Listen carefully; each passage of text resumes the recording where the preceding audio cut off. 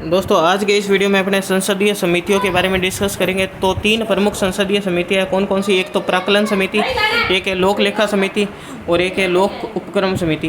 प्राक्कलन समिति, लोक लेखा समिति, लोक उपक्रम समिति। तो सबसे पहले देखते हैं अपने प्राक्कलन समिति के बारे में। प्राक्कलन समिति के बारे में ध्यान रखना, ये सबसे बड़ी समिति है। प्राक्कलन समिति क्या है? सबसे बड़ी समिति है।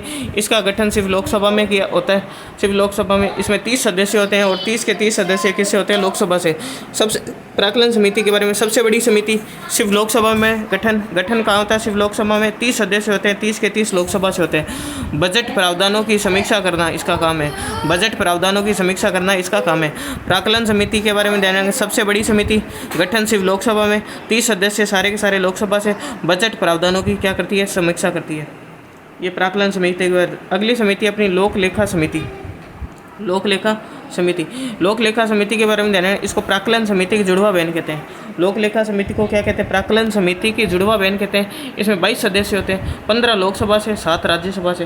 प्राक्कलन समिति की जुड़वा बहन बोलते हैं। लोक लेखा समिति को क्या बोलते हैं? प्राक्कलन समिति की जुड़वा बहन।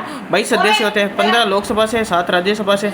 सबसे महत्वपूर्ण एवं सबसे पुरानी वित्तीय समिति, सबसे महत्वपूर्ण एवं सबसे पुरानी वित्तीय समिति है।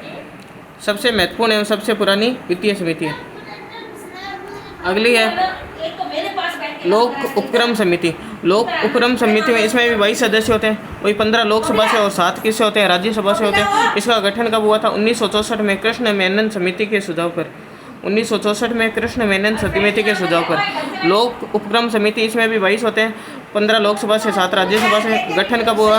1964 में। गठन 1964 में कृष्ण मेनन समिति के सुझाव पर।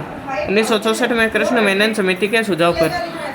ठीक है, तो ये अपन को ध्यान रखना है इन समितियों के बारे में। एक बार वापिस सारों को देख लेते हैं। देखो, प्राक्कलन समिति सबसे बड़ी समिति है, गठन सिर्फ लोकसभा में, 30 सदस्य होते हैं, सारे के सारे लोकसभा से होते हैं, बजट प्रावधानों की समीक्षा करती है।